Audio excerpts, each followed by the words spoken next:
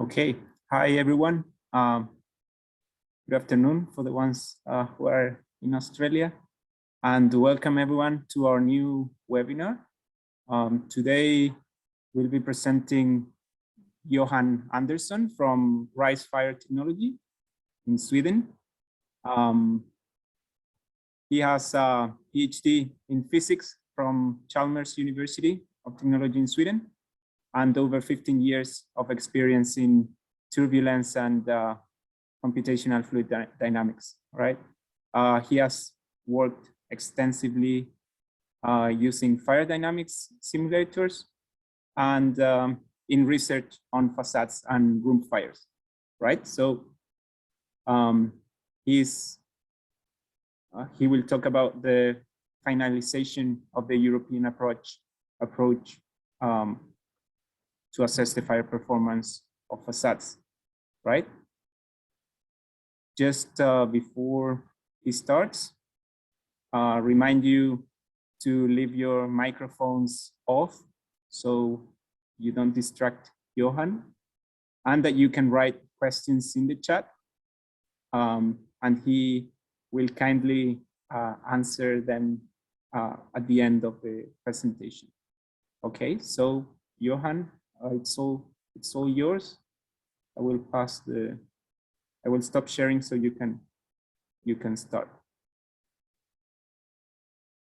Okay, thank you very much. Let's see. I will share my screen instead. And now I hope you can see a presentation. So good afternoon, everybody. I will talk a bit about this project which is going on in the European Union. It's a second part of a longer term campaign into introducing a harmonized method. This has been going on for a very long time, but now more recently the European Commission has put a lot of efforts and into introducing a new method that should be introduced all over Europe.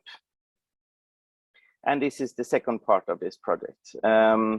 Okay, and we have a website, Rise Fire Research website, where you can find all reports and documentation, even data from experiments. And there is also a YouTube channel where you can watch some of the tests we have performed in our lab on the large scale method. Yes, so this is a 2-year project, and the budget is in euros, 720,000 euros. And there are a number of main team players in this group, which is Rise, the project leader, BAM in Germany, Defectis, France, EMI, Hungary, University of Liège, Belgium. And then we have subcontractors, BRE in UK, Rise Fire Research Norway, and eGolf. BRE was formerly a full member of the group, but since Brexit happened, they couldn't be. And please mute yourself. Okay, thank you very much. Since quite previously they left the European Union, so now they are only a subcontractor in this project. And as I said, there is a web page where we collect reports, data, etc. The outcome and the aim of this project is to finalize and fine-tune an assessment method that we developed in the previous stage called alternative method. And I will say very little about this. It's basically built upon a German standard and a British standard. And the German standard is what we call a medium scale method, and the British is a large scale method. This was then proposed to be put forward and we should see the availability of using these two standards into a European method. However, both of these methods missed certain points, certain criteria that were used in different countries in different member states of the European Union. Thus, they had to be changed somewhat to accommodate for these parameters that we need. For example, falling parts, how to assess falling parts in a method, and all other types of criteria. So we can see what we had is basically a large facade piece specimen that is to build up, and for the medium scale you have a smaller fire. I will tell you a little bit more about that later on. And for the large scale you have a large wood crib, about 350 kilos of wood. And the fine tuning of this is then to make it into one method and to be able to use this to assess all the criteria we need, and to keep the same safety level as what we had before, not to increase or decrease the safety level. This is of course very difficult, but nevertheless we have to try. So the general content of this project is then to have a theoretical round robin on the method that was coined the alternative method, which is then a mix of say the previous methods existing, and to make them into one method. So this is then an exercise in the readability of the document basically. And then there is initial testing activities to assess if the fire load is appropriate, that we can measure everything that we need and so. And then there is an experimental round robin where certain facade systems are to be tested at different labs in the European Union. And then of course there is an analysis work package at the end. To start with, the theoretical round robin. So this is basically to see that everybody can understand what is written in the document. We have put a number of questions, 52 of them, divided in a lot of sub-questions. There was a possibility to ask 3 questions. There were 29 participants within the European Union. There were different labs associated with eGolf, which is the fire resistant laboratories in Europe.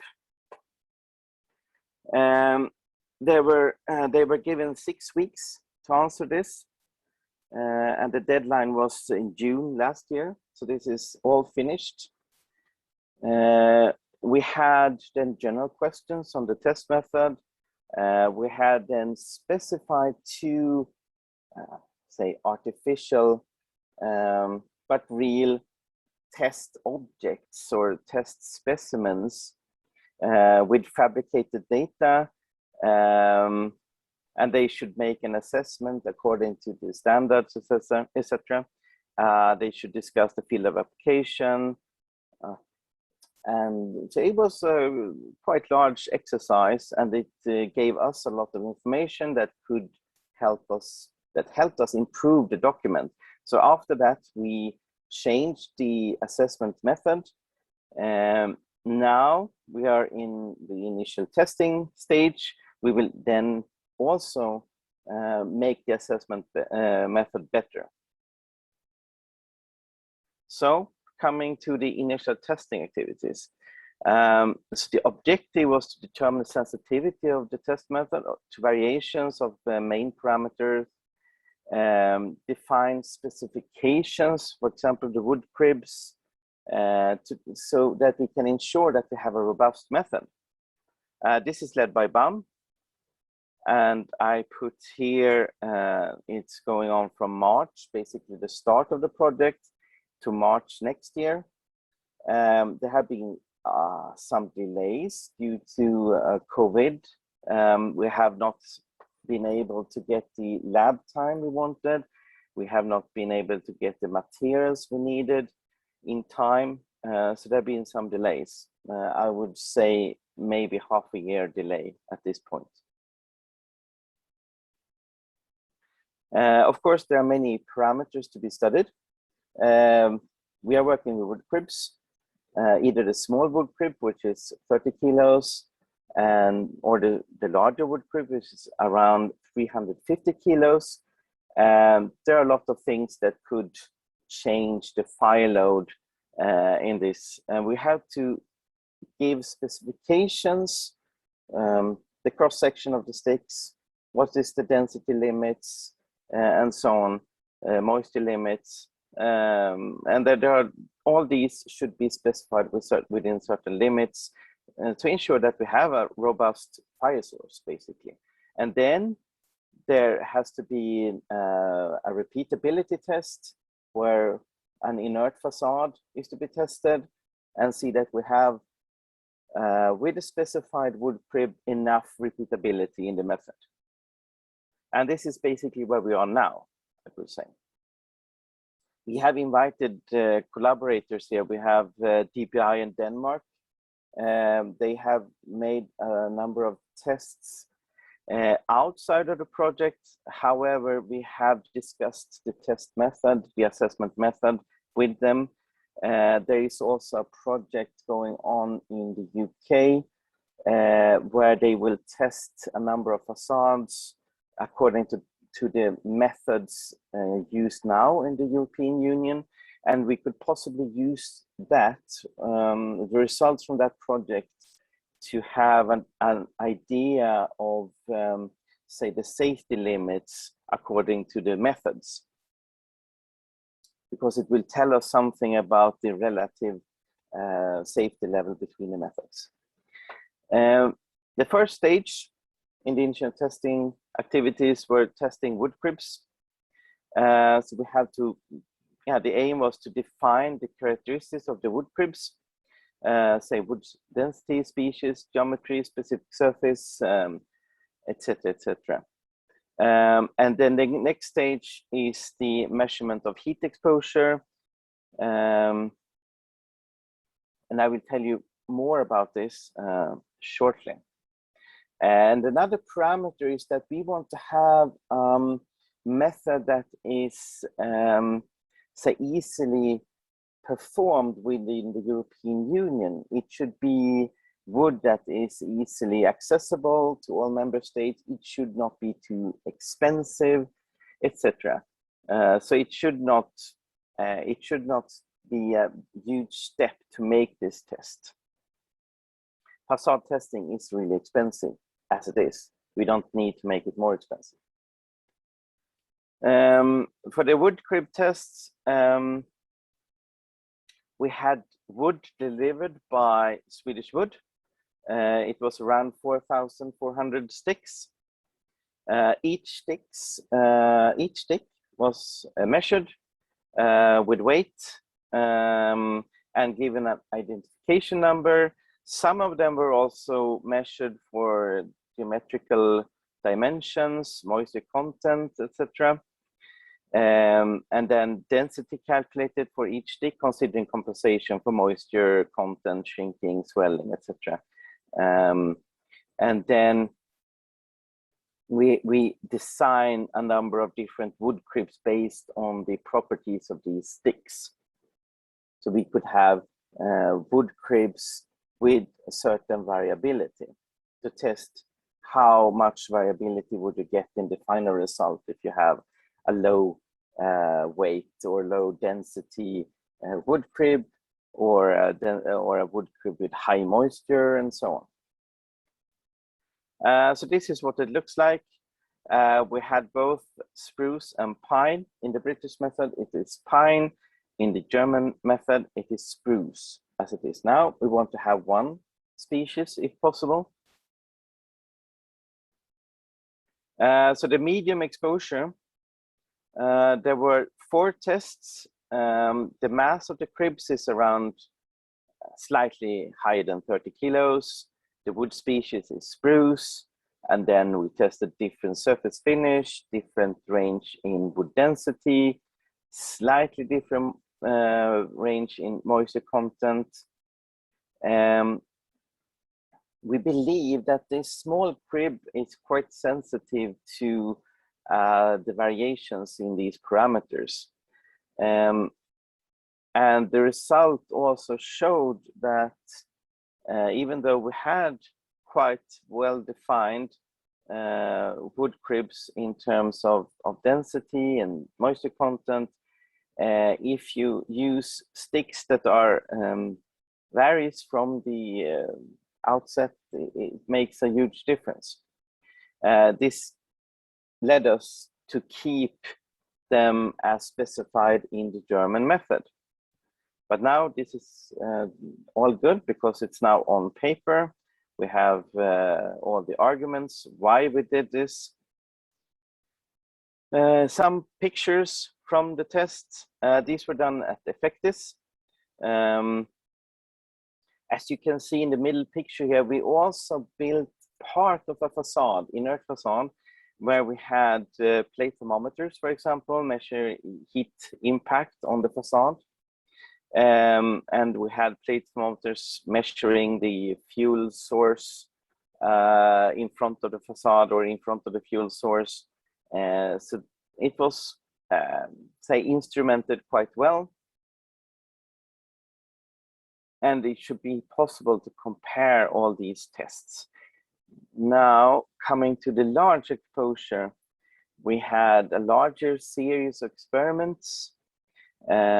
We had to test pine and spruce because pine is defined in the BS method.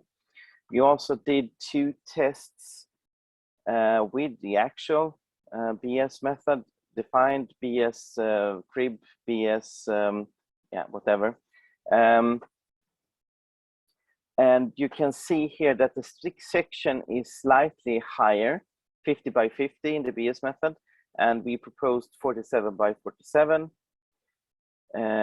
We wanted to have the same stick in both the medium and large, and we wanted to have also the same foundation for the crib. So we have a solid grating or a solid plate where the crib is resting on. So this has been tested because, of course, this would change then the air inflow to the crib, but might change the combustion properties, etc. And then we wanted to look if we could increase the chamber volume slightly, because then it would give us more flexibility when we say apply the specimen to the facade. If we more easily could have a thicker facade specimen without changing too much of the, say, base structure. Yes, and you can see, yeah, all the parameters here. And this is what the large test looks like in drawings with all the numbers on it. You can see that it's slightly larger. The opening is 2 by 2 meters, as in the regular method. We have proposed to move the crib outwards a bit to no, rather inwards. So we will make it deeper. Now it is 1 meter something. We have proposed 1.3 meters. So we can move the crib slightly inwards. Sorry for the confusion there. Okay, so this is a couple of pictures. This is test beginning of this year. I will let you know the result, basic result, but just picking one piece of information from the test is this. We want to have a stable method for a number of minutes. Therefore, the crib stability is rather important. And we saw that, for example, keeping the solid board is quite important. Having a grating gives much less stability, as you can see to the picture of the left, and in comparison to the picture of the right, where the crib is basically standing there. So we will keep a solid board for the large scale method. So there will be a deviation between the two methods. We don't think this is a major issue, but we had hoped to have more similarities.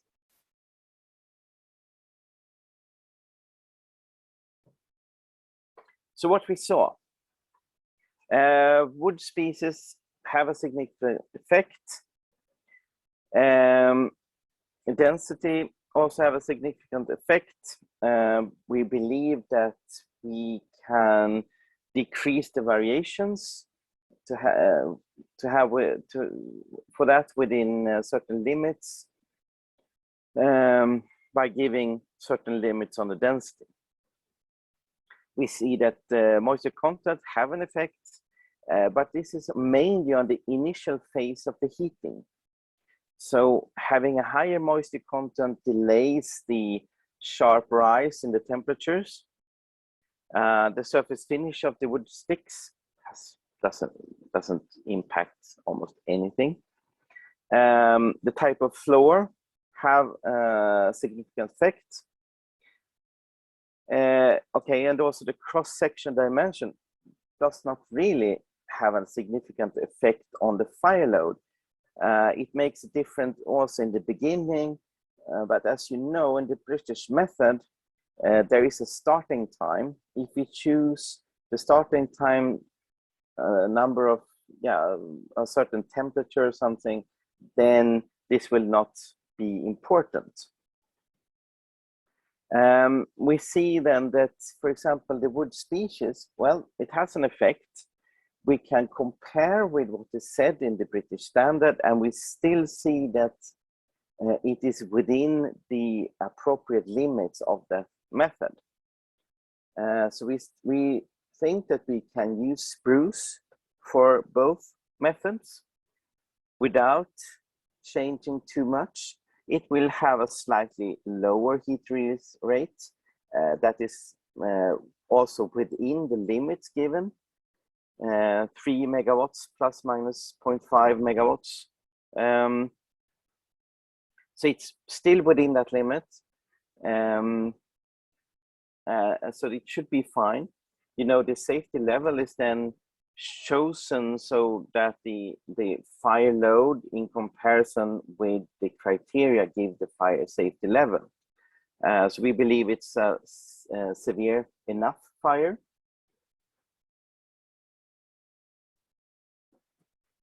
So the main points from this first stage of the initial testing activities is that we will keep the medium wood crib as specified in the DIN method. We will change the wood species for the large crib. We will also change the rig slightly to accommodate for a more flexible mounting of the specimen, as I was talking about. And this is specifically an issue if you have a very, very thick facade specimen. It's a one thing to have a 10 centimeter specimen, and well, completely different thing if you have a 30 centimeter facade specimen. And this this combustion chamber, if you increase that, you can more easily accommodate for such changes and still keep the same rig without rebuilding the rig also. So it's beneficial for that. It's beneficial for the labs to make the testings less expensive. Yeah, as I was saying, the crib for the median heat exposure is smaller, more sensitive to changes in density, probably also then cross-sectional dimensions of the stick. Therefore, we need to keep stricter tolerances than for the large wood crib. this is also, you know, a scale. If you have very strict tolerances on the large wood crib, it would be a hassle for the labs to create such a wood crib. So you have to have some leeway in creating the wood cribs, but still be within the reasonable limits. So it's a it's a fine line between what is good and bad here, and it's difficult enough, I would say, as an experience now. When we built our wood cribs at RISE, it takes a lot more time than use what we are used to in this SP fire method, which is in the regulations now. It's heptane as a fuel source. So basically you have 2 pans and you fill up with heptane and some water, and you're done within a couple of minutes. To build a wood crib take hours instead. And then if you need to, you need to weigh and you need to measure all sticks, or maybe not all, but a certain amount of them. So it's much more cumbersome to build these wood cribs.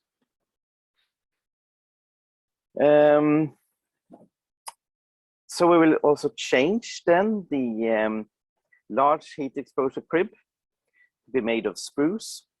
This is a deviation then from BS 8414.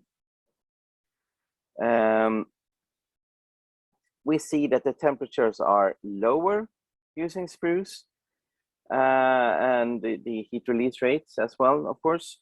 But we still see that they are within the tolerance for the target values in the, say, heat flux and so on. Please keep muted. Thank you. And here we also have comparison with outdoor tests.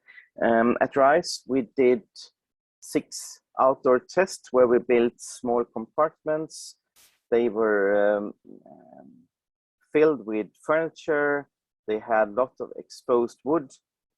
And we can see that comparing the heat release rates or temperatures from these tests, the BS 8414 is within the more severe limit.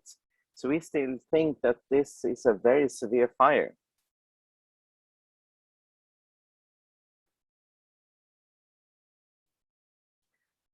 We proposed after this first stage to have a target weight of the wood crib, 350 kilos, plus minus 20 kilos, to have a better definition of the crib. Although this then, of course, makes you think, okay, what happens then if we create a wood crib with only extremely low density wood or extremely high density wood? You would change the volume of the crib. Of course, this has to be tested. So that's what was done in the second stage.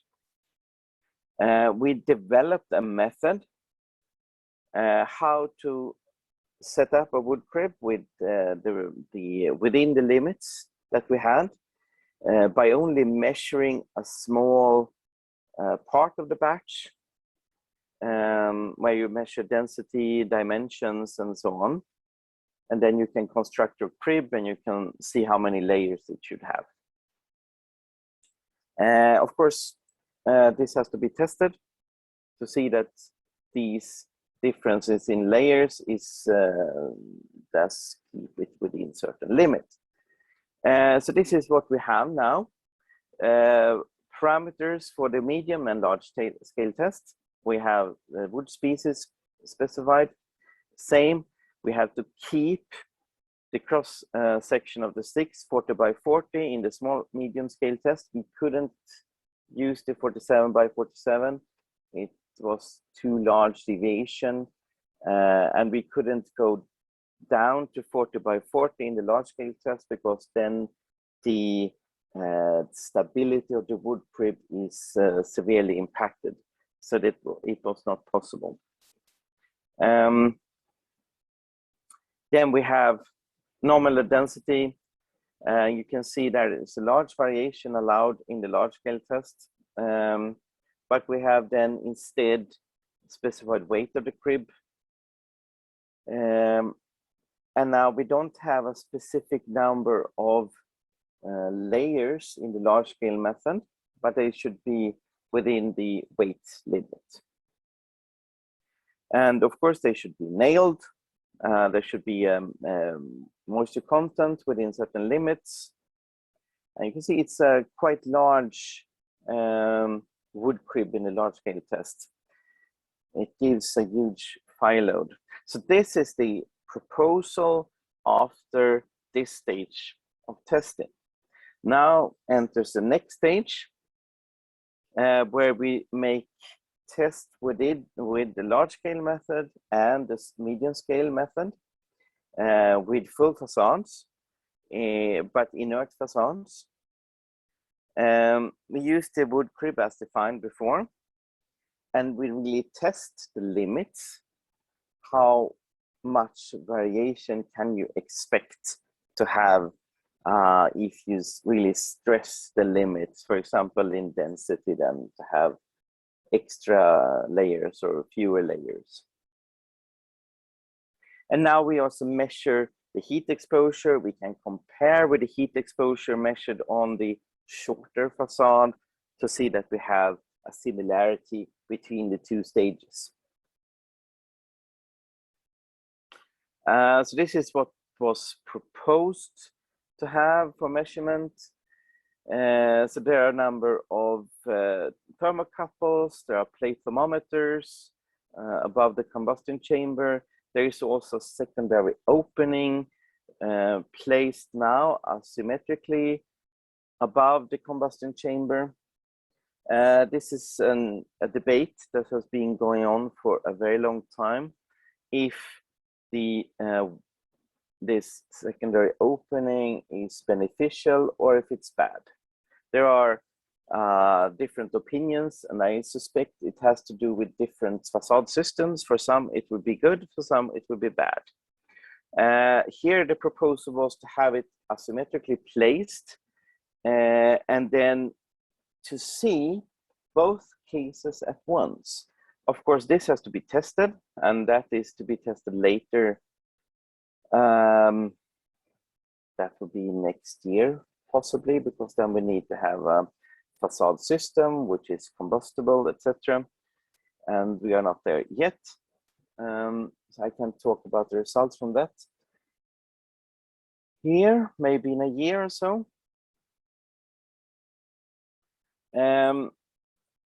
So from this stage, there are to be done average tests. So average all the different parameters specified with the wood cribs. We use no test specimen, only the supporting construction.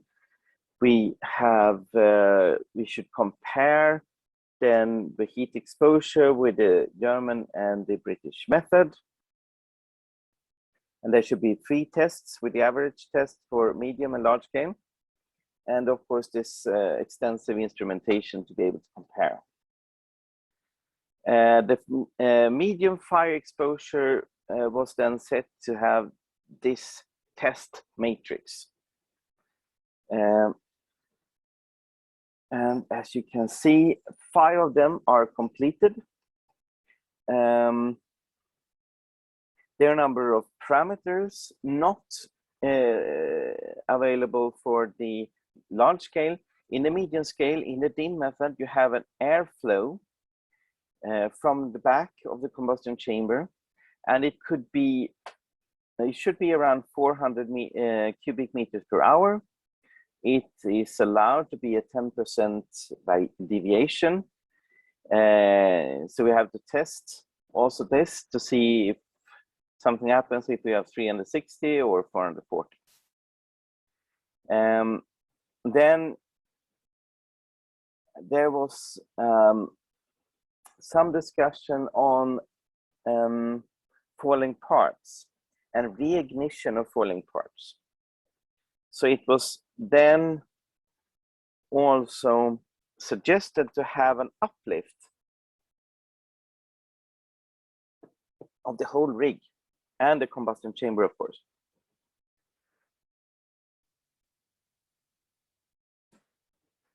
And perhaps then 1 meter was enough to keep the radiation from reigniting things falling down. This has to be tested, of course. We put different parts of material in front of the combustion chamber. We saw if anything reignited. I will not discuss this here because it's in the really in the falling parts part of the project, and we are not really finished with that. We have now skipped this uplift because it will make the test extremely much more expensive, especially for the large scale testing.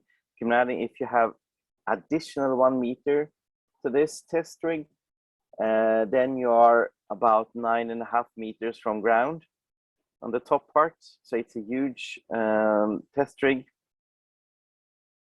So we have proposed to not use this. We have proposed for a steering group that will use these uplift tests to test the variability in the fan flow instead, and some other parameters. And we have also moved the test with the real specimen to later.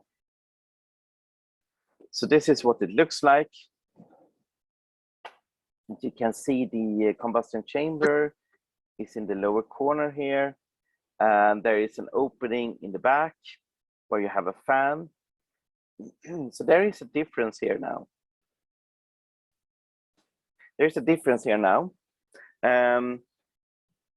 As you can see, the combustion chamber is basically right beside this wing. There in the German method, there is a small distance. I believe it was like 50 mils or something like this.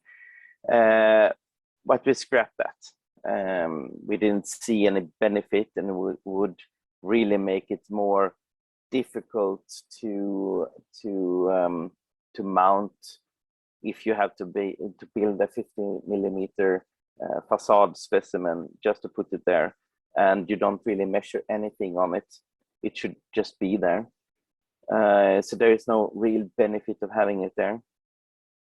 So the test rig is basically the same in both tests. We have now a combustion chamber, which is much smaller.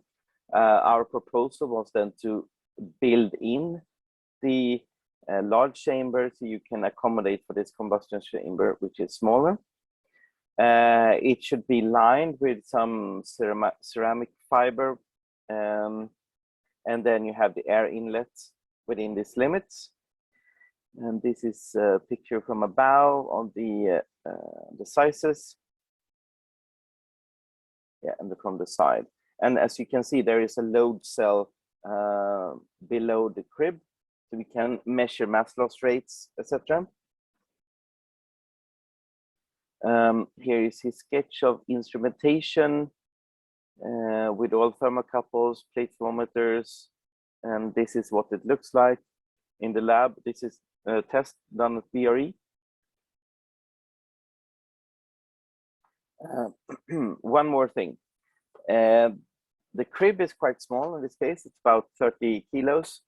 And as you can see, there is an indication where this secondary opening should be. We believe now, after these tests, that the temperature increase, the impact where this secondary window is very small.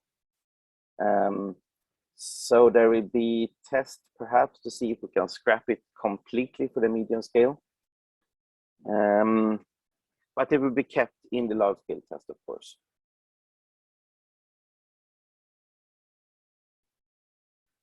And these are some pictures from the test. So this is what it looks like. It's more like a cozy fire than anything else.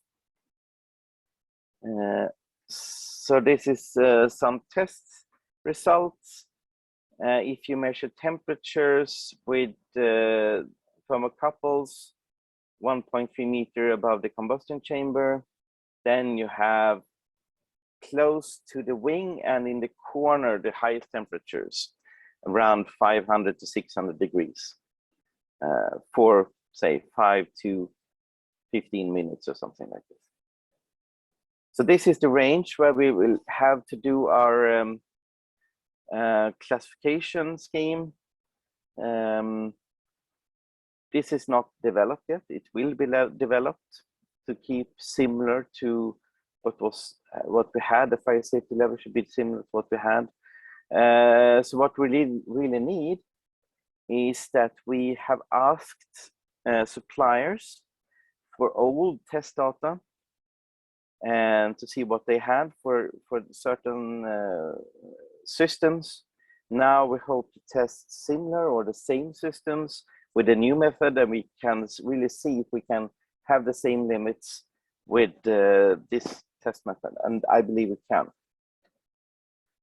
This is then 2 meters above. It's the same general idea, slightly lower temperatures. The second phase, we propose instead here to, instead of the uplift, that is, to use different airflows to see the variations more clearly with the airflows. There were some variations.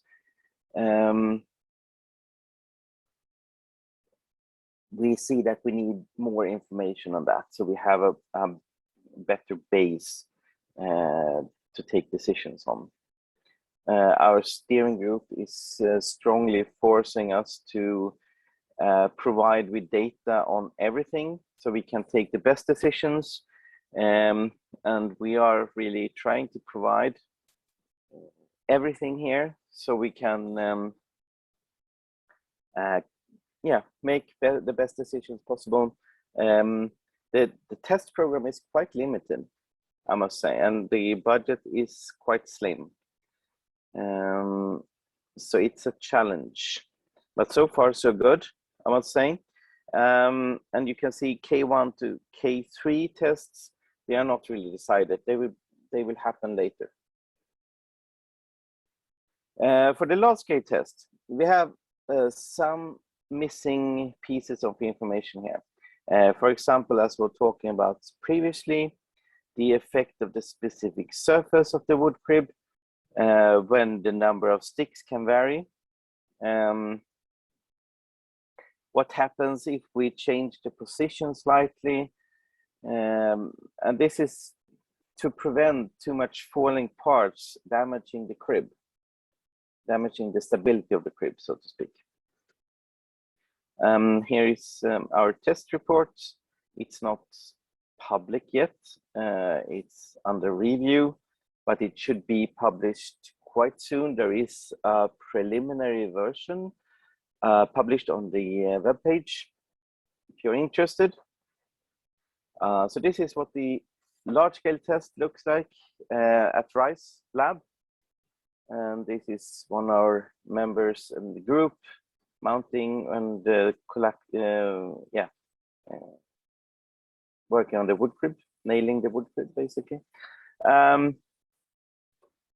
So these are some of the numbers here for the wood crib, and you can see it's quite large and it's a huge fire, I would say.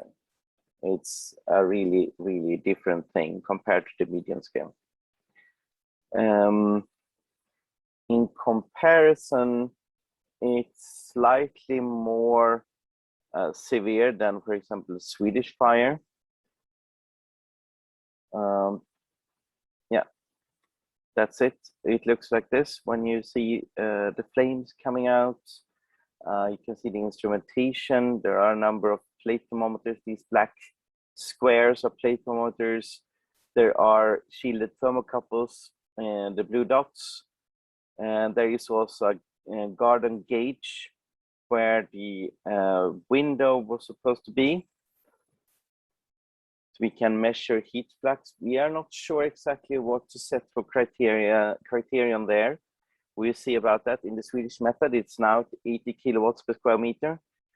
On the other hand, basically no one fails on that criterion. So we will see if that should be kept as is or if it should be changed. We of course measured the flame height. It's basically making it black and white pictures, measuring the flame height digitally like this. And these tests were performed. We had a zero test. In that case, no insulation in the combustion chamber were present. And of course, we made a zero test basically to test all equipment and just to see, to burn in the test rig if there is moisture in the lightweight concrete or whatever. So it works properly. And then after that, we did the 3 repeated tests to see variabilities coming from, say, using the average number specified for the cribs. And then we had the combustion chamber rebuilt to achieve less depth from 1.3 meters to 1 meters, because it's BS 8414, it's 1 meter. Unfortunately, no load cells could be used in this test due to the setup. Otherwise, everything else was measured as before. There has been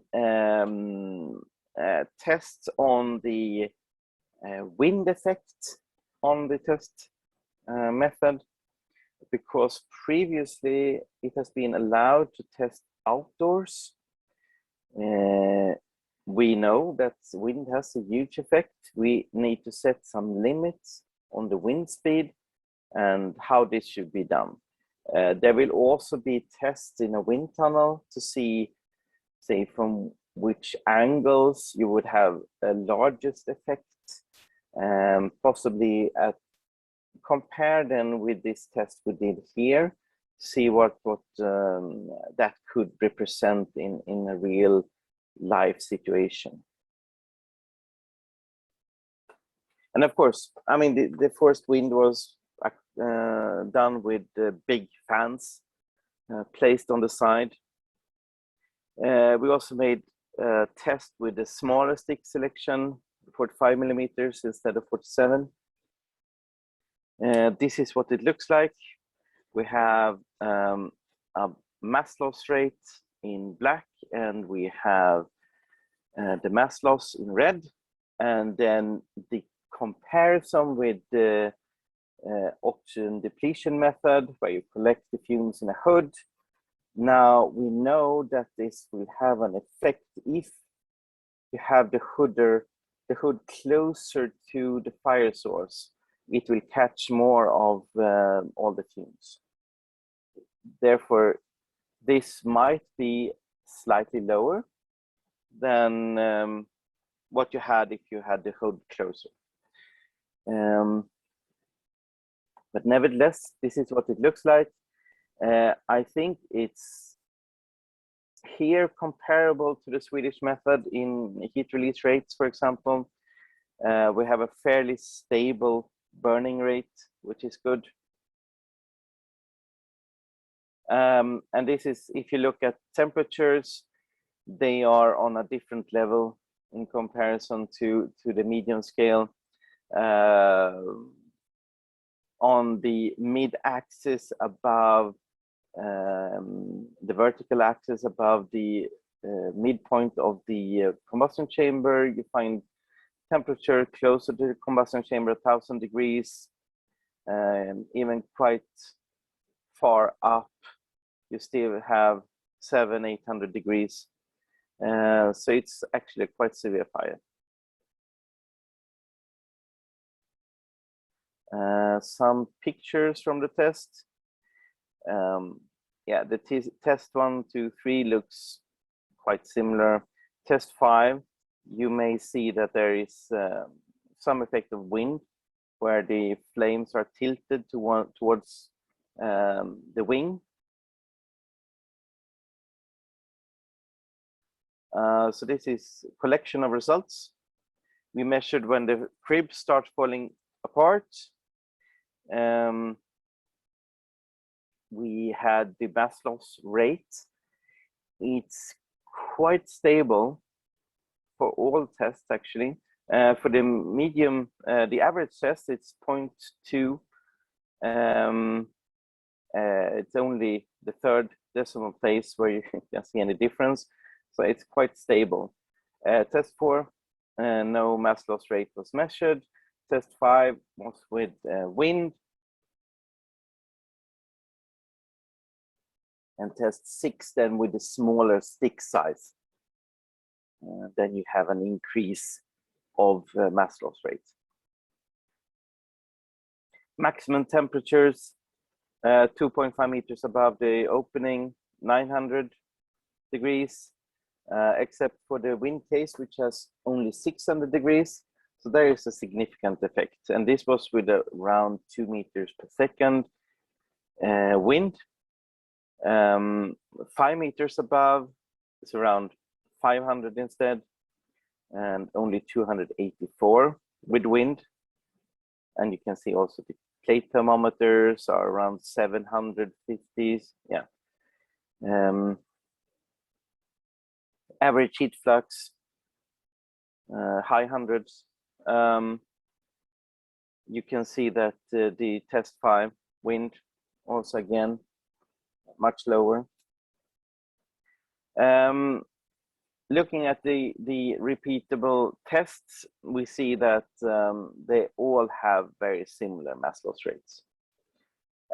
They have also quite similar temperatures along the facade. If you look at the upper right figure, so this is height from combustion chamber and average temperature on the x-axis. So 0 is basically where the combustion chamber starts or ends rather, and then going upwards from that, you can see there is slight increase 2 meters above, and then it decreases. And here below that you have the flame height. It's quite similar, at least. Blue and red curves. And here are the specific numbers for these tests. The only difference here is basically the number of layers. So we really try to stress within the possible limits that we had. So we could have 23 stick layers, or we could have 25, for example.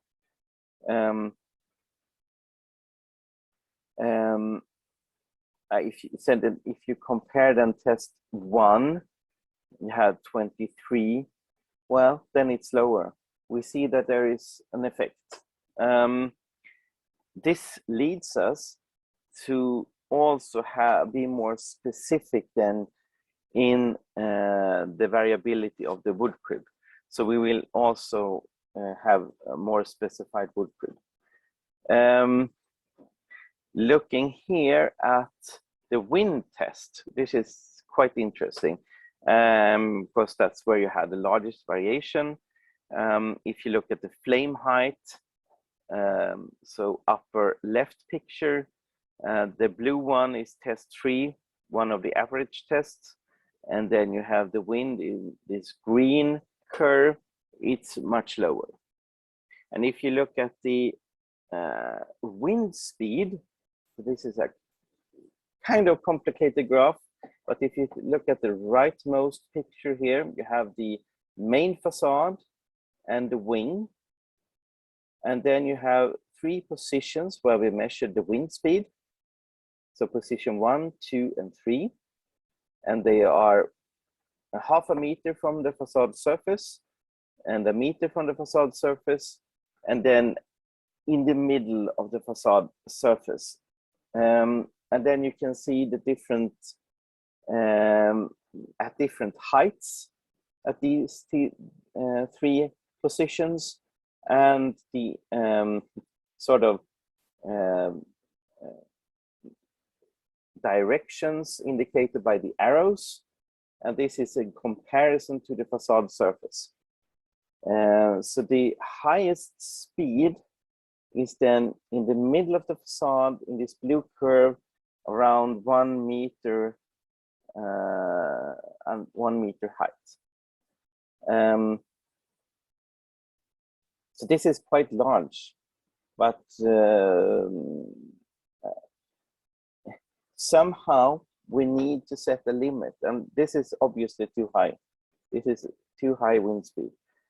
So it has to be less, possibly less than 1.5 meters or something like this.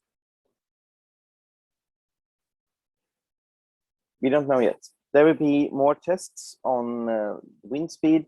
There will be an outdoors test made in France quite soon, I believe. And this is, combustion chamber depth. It is a slight difference. If you put the crib forward a bit, there is a little bit more flames. We don't really need a more severe fire. That's not our problem. So we still think that we can use the Woodcrib placed more into the chamber. We will also propose to use a solid board which is slightly larger than the crib. Not exactly the same dimensions, but slightly larger. This, of course, may change the combustion a bit, but we don't think it will do that much. We will test that in the next round. But it will also keep some pieces on this board, so it doesn't fall down from the wood crib to the floor. Sorry. Right. Comparison with the BS8414 method. In one of the old standards from 2002, there were some specific limits on heat flux measured with a Smith-Boulter gauge, and they should be within certain limits. Now we can see it's basically only test 5 that with the wind that has this are between these two limits.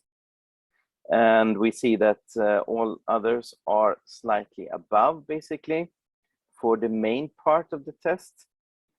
So this is quite interesting. We have decreased the heat release rate slightly, and still we are above this limit.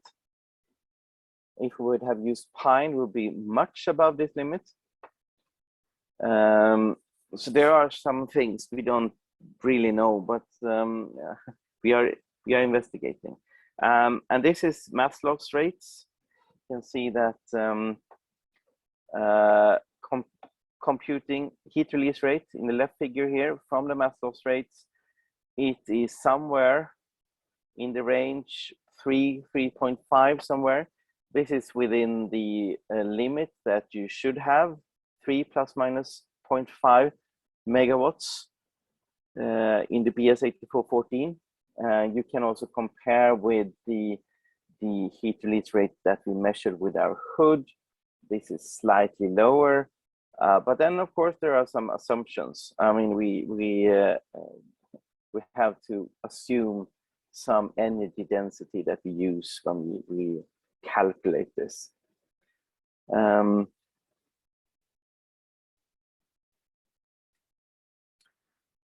Some conclusions from this. Moisture content, a unit of percent doesn't really make any difference in moisture. Section size makes a little effect on exposure, but severe effects on stability. We think that we need to increase the lower limit on the tolerance so that it's not allowable to use so much smaller sticks. should we use fixed mass or fixed height?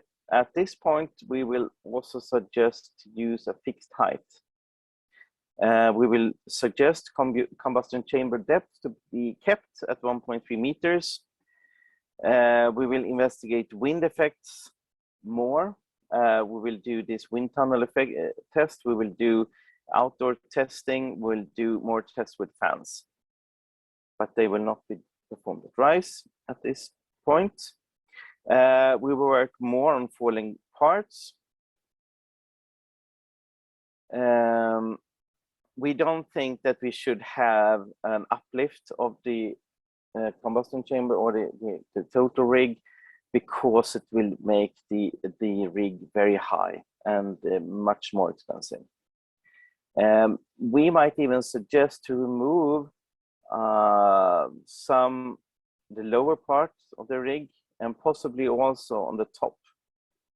This has to be verified, but that's a suggestion. It will make it less expensive, of course, easier to handle. Yes, and then this larger solid board I was talking about, to increase, say, 10 centimeters larger than the wood crib on 3 sides around the crib. That would catch slightly more of what falls down. It will increase the stability somewhat. You reduce, say, the combustion closest to the floor of the crib, and thus the stability is better. So next step, what to be done? Position of secondary opening, tested with combustible facades. So they will be performed next year. So we will have tests with no opening, and then placed asymmetrically and symmetrically over the combustion chamber. We see 3 tests per exposure is what we have now. And also, preferably, we will have the same system in the round robin. So there is a possibility of cross comparing with these results that we have in this stage of the testing. That would make better view on the repeatability of the test method. Now we are planning an outdoor test at Defectis, France. This will be done with an inert facade, of course. There are many different views. What happens? Of course, if you have wind and you have something that is combustible, you may increase the combustion on the facade, the fire spread on the facade. You will also increase perhaps the combustion of the wood crib. As we saw, the mass loss rate was increased. So there are a number of things happening, but also then the temperature are decreased. So there are competing effects with outdoor testing. After this stage, at the end of this initial testing program, the assessment method will be updated with the new information, more specifications on the wood cribs, and then we will run the experimental round robin. So that will be next year. We see that, sometime September, March, we do the secondary opening. We are now selecting the possible facade systems. We have started working on the falling parts. Now we are into, say, weight measurements of what's falling down, but it should be also measured, say, flaming droplets or other types of debris. Say something about the experimental round robin. This is to quantify within lab, between labs, variability of test results. So the repeatability, reproducibility of the proposed method. And also then to sample or collect data in order to calibrate the method. So we have the similar safety level, we have appropriate failure criteria for that. This is led by EMI in Hungary. The experimental round robin, then the test specimen should be chosen so that we can see flame spread in both directions, perhaps fire spread within the test specimen, falling parts, burning debris, droplets, etc. We have seen that we should use 3 different lamps with the method defined in the initial testing activities, the updated assessment method. And each lamp should perform 4 different tests, and they could be a rain screen with render to see fire spread on surface, possibly in cavity, ETEX, fire spread on surface, solid wood ventilation gap for fire spread, possibly in cavity, and the effect of secondary opening, and also the inert facade should be run at every place because we need that for calibration and repeatability. And also, we need to have facade systems that are on the borderline to the path criteria, because that is the only way for us to actually say where is the safety limit, where is the safety level we have, and that is a challenge. But we are discussing this with manufacturers. Of course, no one would like to have systems that fail, so they are very keen on this issue. And then it is ended with an analysis part, and this is led by Defectis, and this is done throughout the project. To conclude the presentation, I just want to mention a couple of things. When this project is finished, maybe next year or early 2023, then we have a proposed method. We don't know exactly how it will work, but since this construct production regulation is revised, there may be changes to the standardization process, but under the current way to do it is that the European Commission will initiate a standardization request for a horizontal, say, facade fire testing standard. And when they have done that, all wheels and cogs will start rolling, and it will take a number of years for this to go through. And then when this is clear, accepted by CEN, then the horizontal standard shall be developed based on technical development that performed in this project, for example. So this is additional couple of years. It could be that this starts earlier. So it might not be this full time 10 to 15 years, but say 10 years from the end of the project. So we are really talking about 2030s now when this could be in effect. And in this project, the extended field application, direct field application is not included. We would need more comparison with the current national methods. This is difficult, but we have this project sponsored by UK, which will tell us something on this. Perhaps also include more fire safety engineers to see, okay, we need, in order to make engineering assessments or engineering analysis, what could be used, then perhaps they would like to have additional measurements. So then we also then invite fire safety experts to have their view. Is there other additional measurements that could be placed in a method to facilitate this.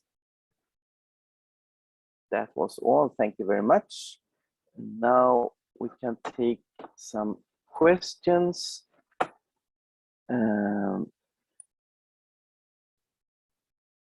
Okay, let's see.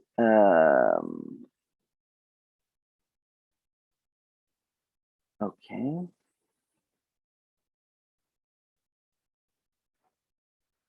Okay, hi, Johan. Great talk and very interesting work. We have done a lot of theoretical and experimental work on cribs at UQ and have found a large sensitivity of feedback and stick thickness to the burning rate. I imagine the more layers, the more exposed crib size you have, the greater the crib burning rate. I agree, it is a worthwhile parameter, particularly given the small chamber sizes. Have you looked at the crib height relative to the chamber height? Not as a specific parameter, but it is included, of course. I will take this with me, actually, because it's an interesting issue. This back radiation to the crib, it is really important when we have, for example, our method now. It's based on the re-radiation down to these pools of heptane. That really sets the combustion level. Okay, and then do we have any more? Which has been the hardest element to reconcile among all the different tests featured along the different countries in Europe? One of the most, say, hot topics, controversial topics, is the falling parts. No one really knows what should be measured, what is dangerous. And there are very little research done. So no one really knows what is dangerous and what should be protected. So there are many different views. Another thing is that a number of people, member states, they don't want to have outdoor testing. And some member states, they absolutely need outdoors testing, they think. So that's also difficult to reconcile. From a technical point of view, these two methods that we are trying to, please keep yourself muted, thank you. From a technical point of view, these two methods are very different. So it's really difficult to make a one method out of these two methods, but we are trying to harmonize as many parameters as possible.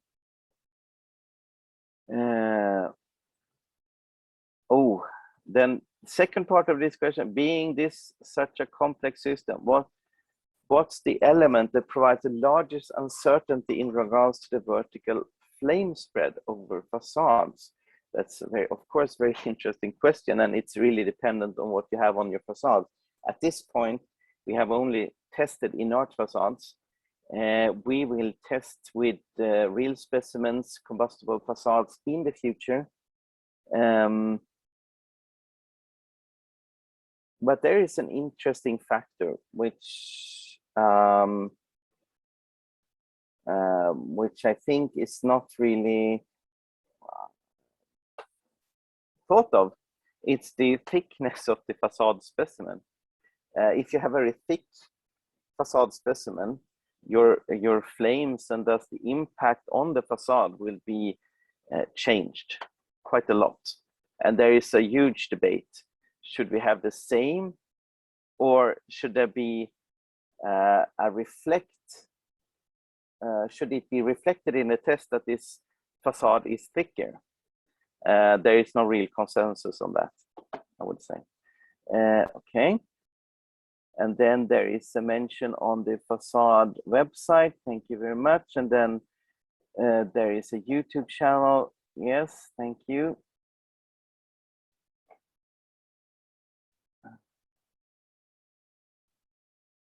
Oh, Now we have, given the temperature reached at the horizontal TC 2.5 meters above the combustion chamber, what are your thoughts on the effectiveness of a 900 millimeter fire-rated spandrel between window openings on separate floor to prevent floor-to-floor fire spread? Currently, currently in DTS in Australia. This is a really interesting question. If these are fire rated, yes, very good.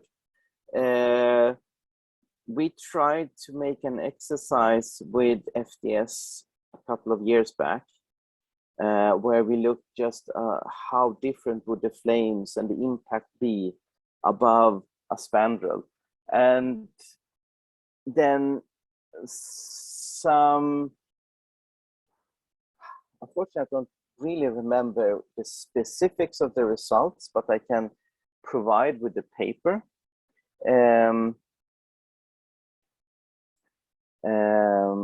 But yes, you would change the flame pattern, you would change the impact above the spandrels.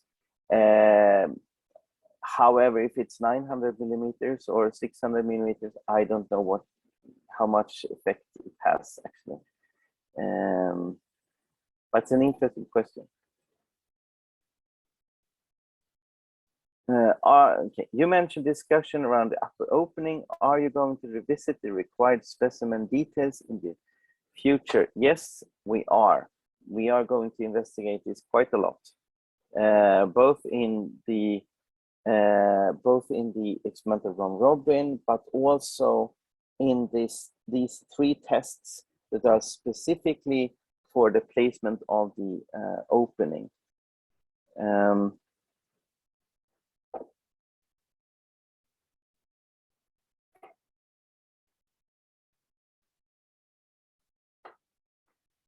Oh, okay. And now a very specific question again. Did you consider the size of the soffit in the combustion chamber exposed on the internal side of the facade system, similar to NFPA?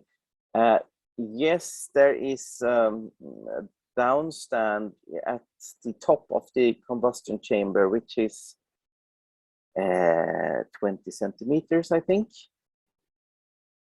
at this point. I don't know if it's similar to this NFPA 285. So that was all questions. Do we have any more questions? That was the last question. Oh, we have a last question. Considering the amount of facade fires we keep observing every week, every month around the world, shouldn't we find a way to speed up the research and start the standardization process? Yes, we very much would like that. Of course. It has been an issue with fundings, I would say. The European Commission slashed our previous or the initial budget for this project by about 30%. We wanted to make more tests. We wanted to have more information from the start. They obviously didn't think that they didn't want to give us that amount of money. But it's really about resources. Regarding the standardization process, well, this is really tricky. There are certain ways where you can speed it up a little bit by doing parallel work, so that when the method is accepted for CEN, then you can start working on the field of application and so on. So you have the data ready for that. So maybe you can press this a bit. I don't know exactly how much, but I think realistically a couple of years.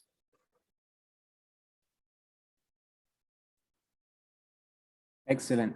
Thanks very much, Johan, for your time and your interesting presentation. Thank you very much.